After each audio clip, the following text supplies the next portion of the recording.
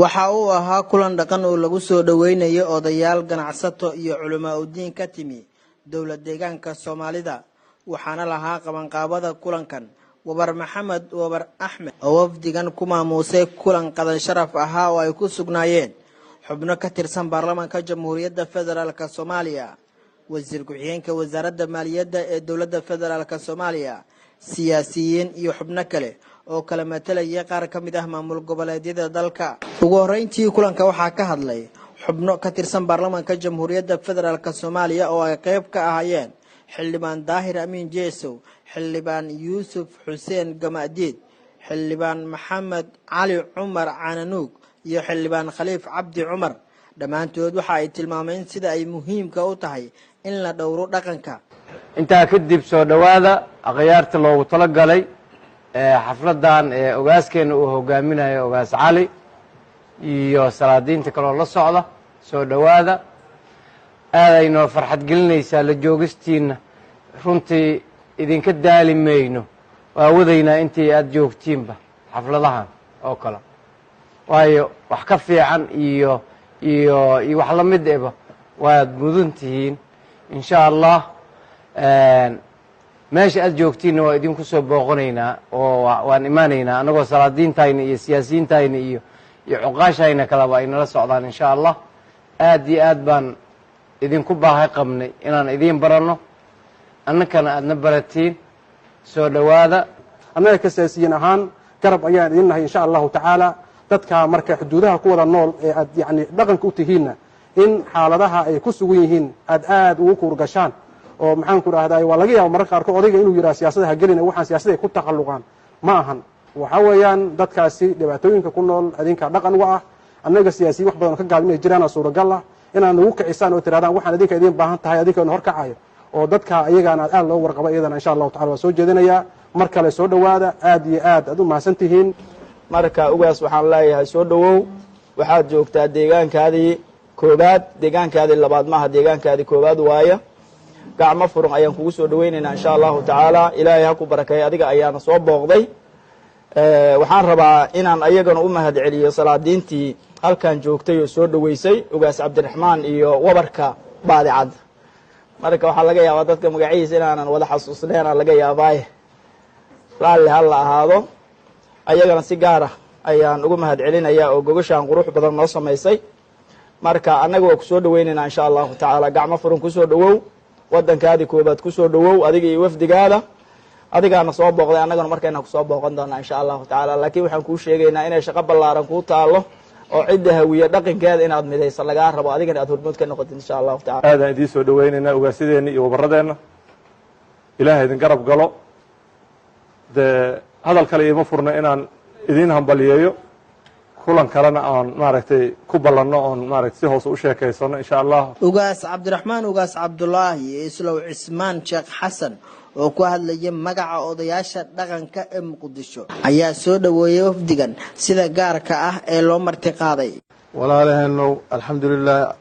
wax badan aan kala faa'iido doonaa hadii Ilaahay idmo annaga weligan waan ku fikiraynaa in aan idin nimaado laakiin wuxuu Ilaahay qadaray inaad idinka soo hormartaan oo waliba idinka laftiina rag kale inta ayaa arintan fikirkan siilaayan oo mahad celinayna khayr Allah siiyo soo dhawaada maxay yiraahdaa walaalihiin ku soo dhawaada caasimadeena ku soo dhawaada dalkeena ku soo dhawaada gacmo furan wabarka noo sameeyay martaqaadka noo sameeyna waa baasan yahay iyo baashiisaba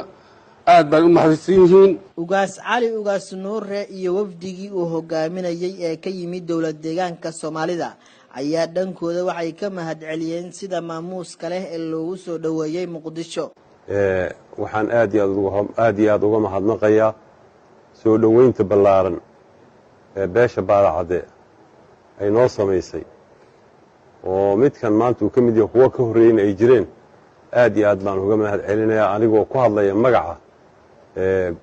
odayaasha guurtida ee meelaha wiye ka timid deegaanka Soomaalida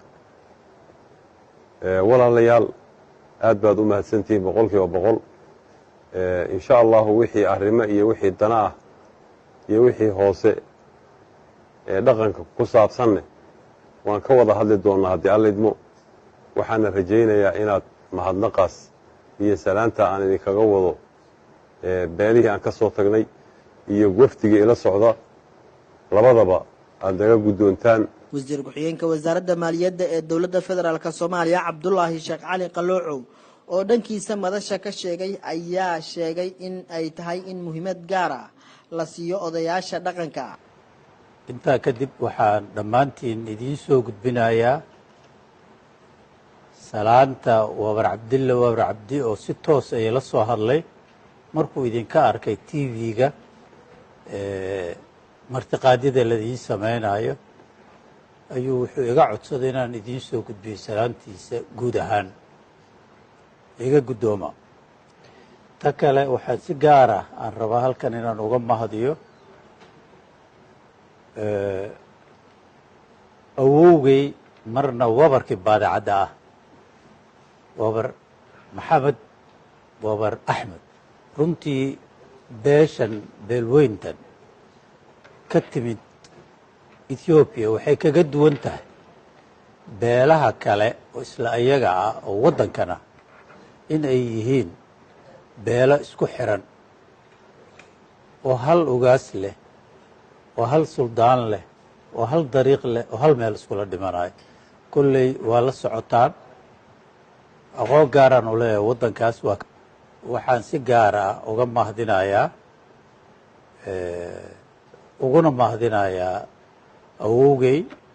saasaan idhaahdaa anaga wabar maxamed wabar axmed martiqaadkan uu sameeyey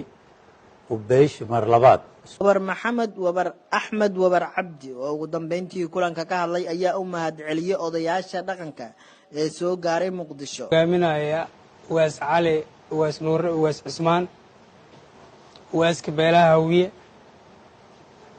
xildhibaanada sharafta leh uwaas cabdiraxmaan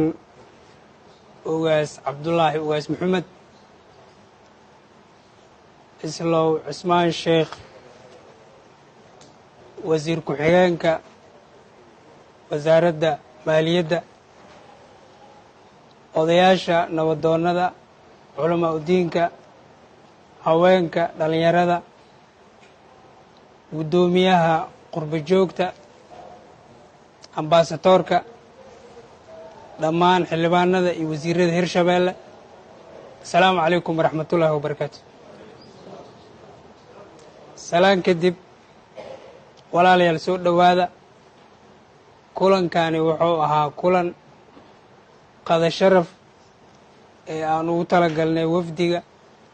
nooga yimid dowlad deegaanka soomaalida ee walaalaheen ah inaanu ku soo dhoweyno. maalmahanba waxaa socotay casuumaad loo samaynayay,